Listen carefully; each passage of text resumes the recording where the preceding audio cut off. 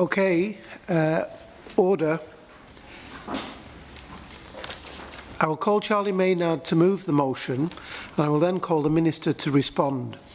There will not be an opportunity for the member in charge to wind up, as is the convention for 30-minute debates. However, obviously, interventions are permitted.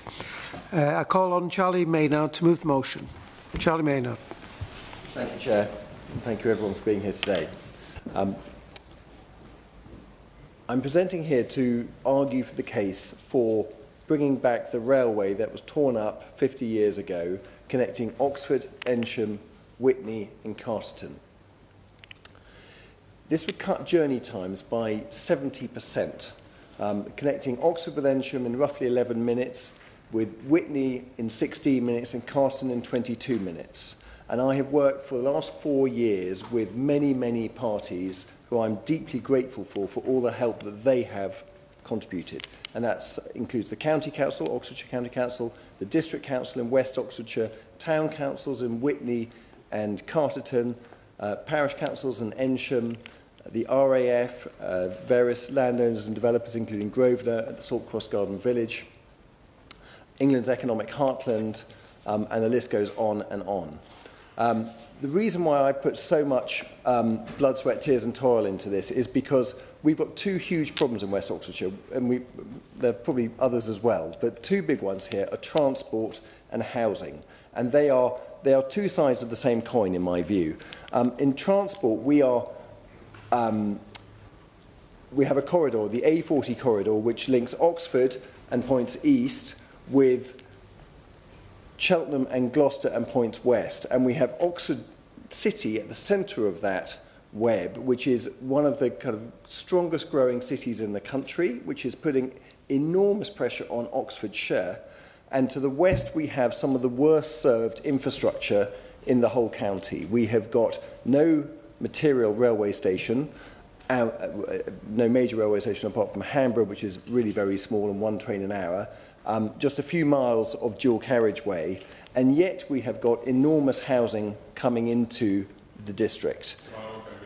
Yes, I'd be delighted to. Thank you, Sir Mark, and thank my honourable friend, congratulate him on securing this debate.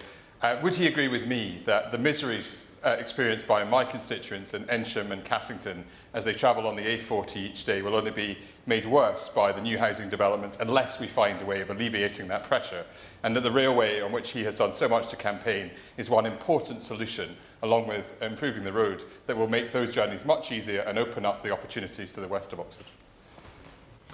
Since and I very much concur. So just to quantify that housing and the scale of what's going on now. So in since 2000, we have had nearly a quarter more.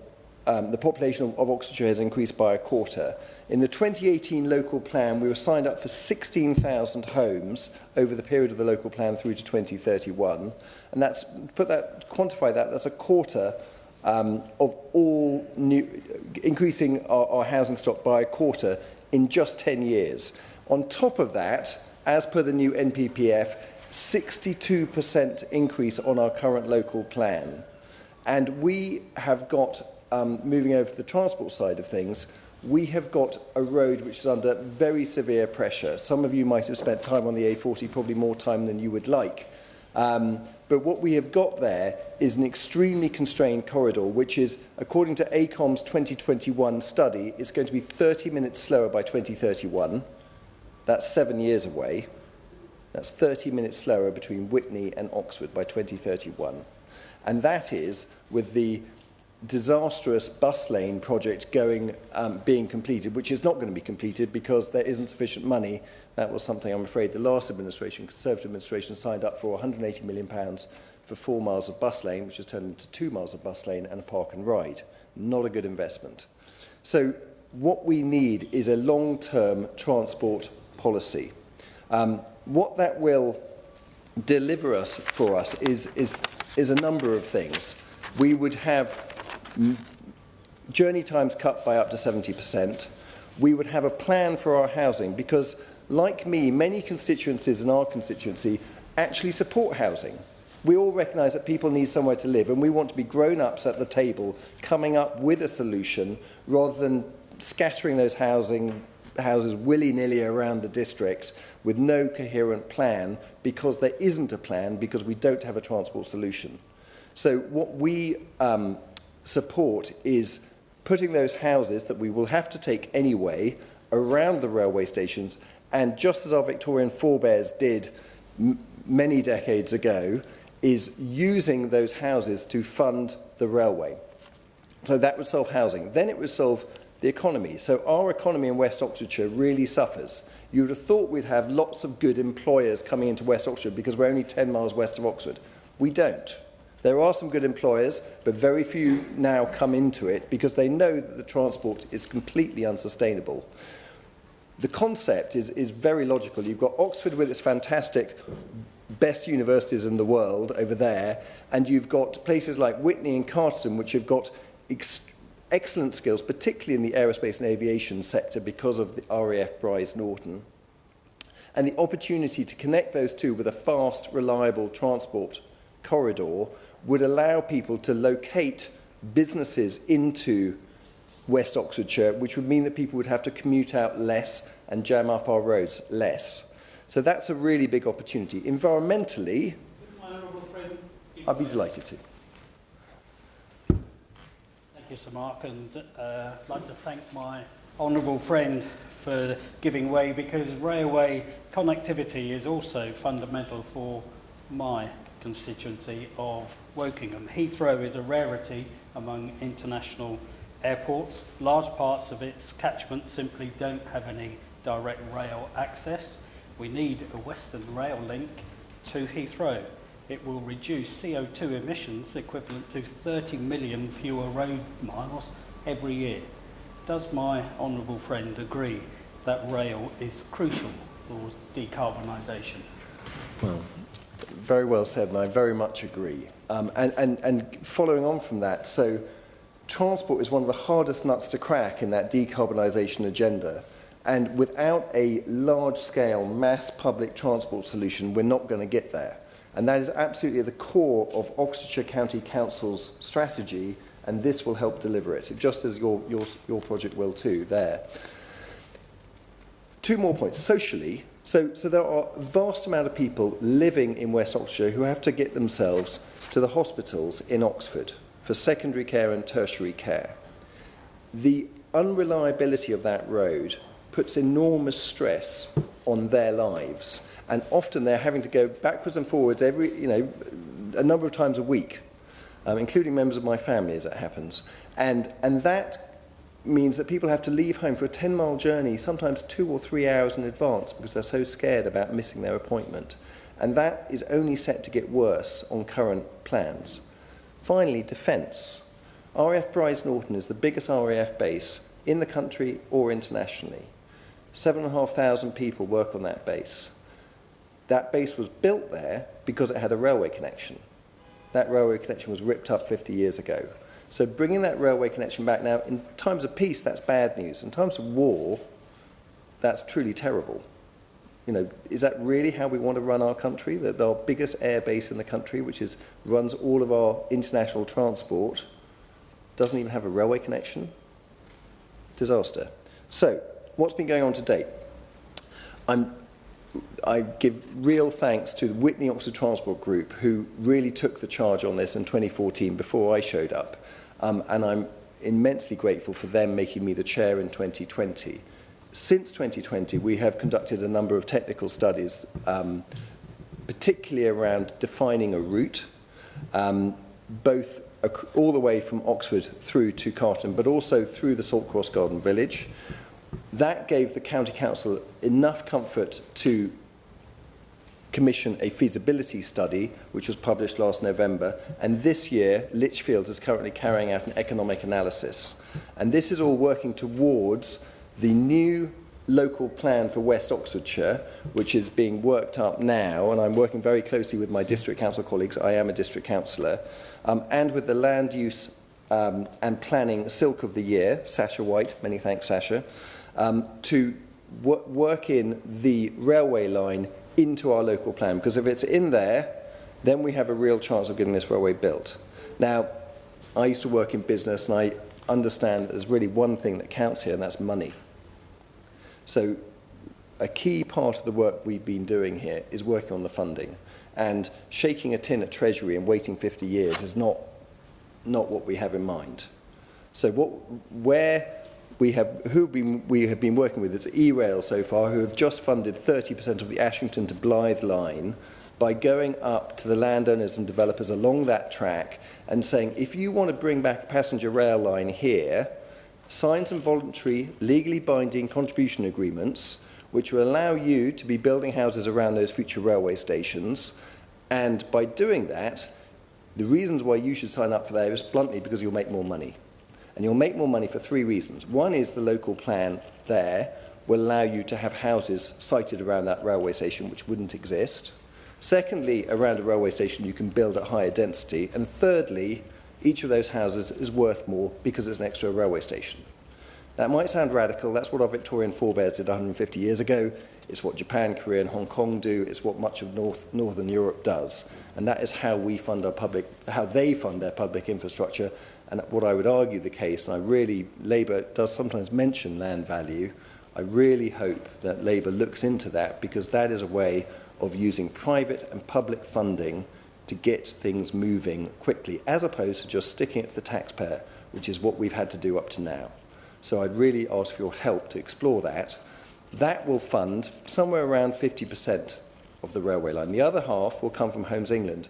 And what we will be doing is we will be delivering on our side of the bargain of getting all those houses into West Oxford in a coherent and sensible way. Because without a railway solution, we will not have that solution, and we will have an unsustainable long-term problem. Thank you very much. I call the Minister, Lillian Greenwood. Thank you, Sir Mark. It's a pleasure to serve under your chairmanship this afternoon. And can I begin by congratulating the Honourable Member for Witney for securing this debate on railway connectivity between Witney, Carterton, Ensham and Oxford. It's clear that he's been a passionate advocate for restoring this rail link, and I thank him from the outset for the important points that he's made today, and also thank other honourable members for their contributions.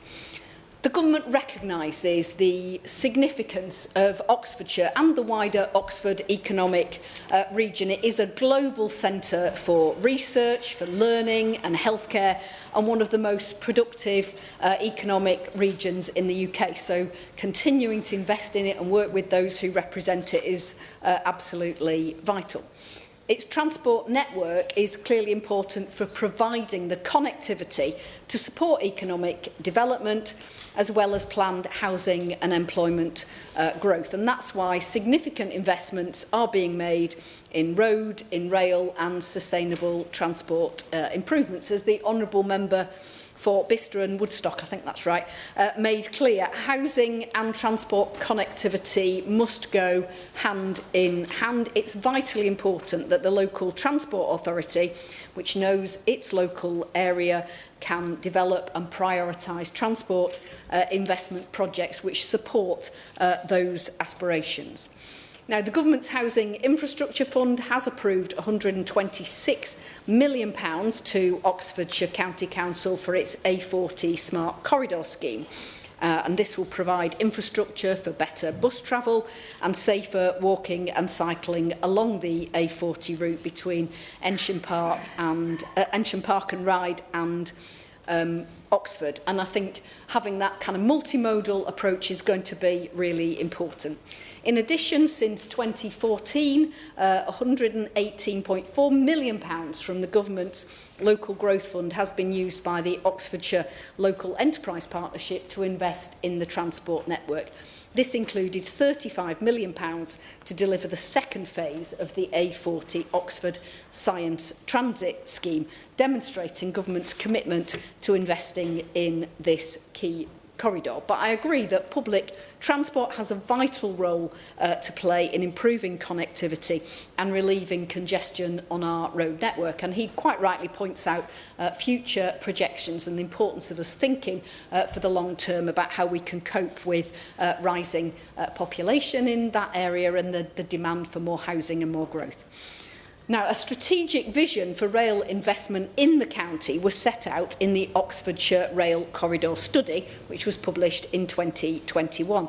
And this study brought together the views of local stakeholders and the rail industry to assess the impacts of planned growth in Oxfordshire, and identified key investments in the rail network to deliver economic growth and meet the changing needs of the county.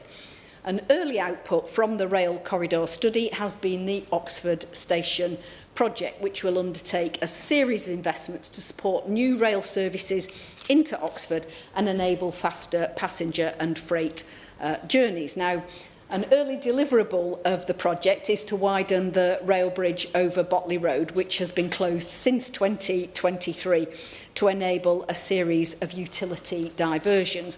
And I expect that honourable members here will be aware that Network Rail has experienced significant difficulties in delivering these works, which have had an unacceptable impact on the residents and businesses in the area, and indeed honourable members' constituents who commute into the city, no doubt. I can only offer my sincere apologies to those affected, but Network Rail has been tasked with developing a plan that enables the reopening of Botley Road, and my colleague, the Rail Minister, Lord Hendy, will be meeting with stakeholders and local representatives to discuss this in due course. Now, the Oxfordshire area also benefits from connectivity through the East-West rail programme, although I appreciate that that's to the east of the city rather than to the west, as honourable members here today. At the autumn budget, the Chancellor committed the government's support for accelerating works on the Marston Vale line to deliver services between Oxford and Bedford from 2030. Now let me turn to the very specific subject of today's debate, and a reopening of the line linking Carterton, Witney and Ensham to Oxford. I welcome Oxfordshire County Council's recent publication of the feasibility study into reopening the line, and recognise the local and regional benefits that it sets out. It's a really good example of why this government's approach to how transport projects can be funded is based on local leaders and local transport authorities knowing best which projects to pursue. These bodies are best placed to decide on and take forward transport schemes that will most benefit their local areas. But there are a number of significant challenges associated with the proposed reopening, and the most significant of these is funding the estimated costs of £700 to £900 million. Now, I appreciate that the proposed scheme, as described, is as a long-term project. It is dependent on other projects not yet funded or delivered. And given the associated costs, there are potentially other options for increasing connectivity in the area that may present better value for money. And I'm sure that the honourable member is in conversation with the County Council about thinking in that way. Of course. Just one small correction. So from Oxford to Carterton North is £600 million only, because you don't need to build it to Carterton West necessarily. That's a kind of nice to have. So just to be clear, it's 600 million, of which land value capture would allow something like 300 million.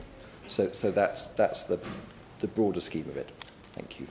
Well, I thank the honourable member for that clarification. However, he will appreciate that £600 million, even with a significant private sector contribution, is not an insignificant amount. And I understand that to deliver it would require funding from central government, and I guess that is the purpose of his debate today. But he will also know that, as my right honourable friend, the Chancellor, set out in her speech to the House on the 29th of July, the government has been forced to look again at the economic inheritance last left by the last government.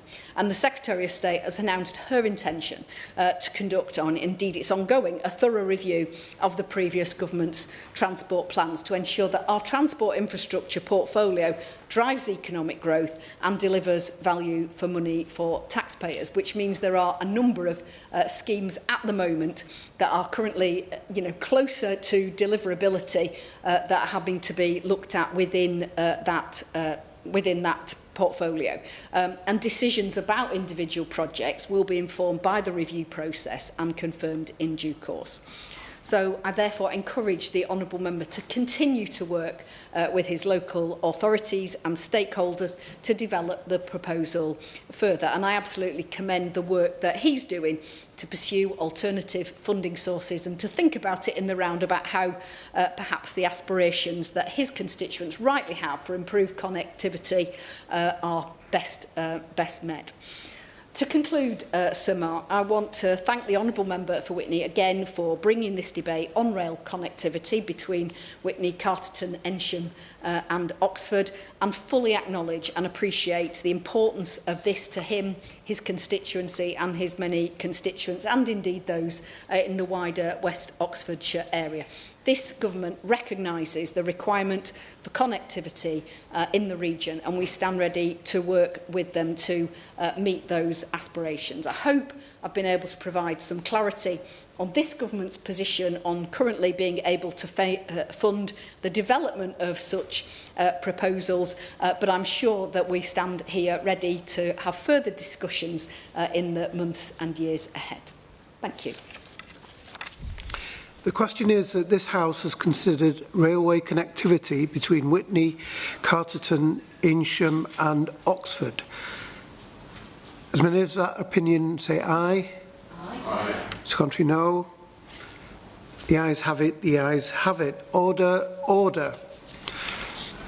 We now have a break until 4:30.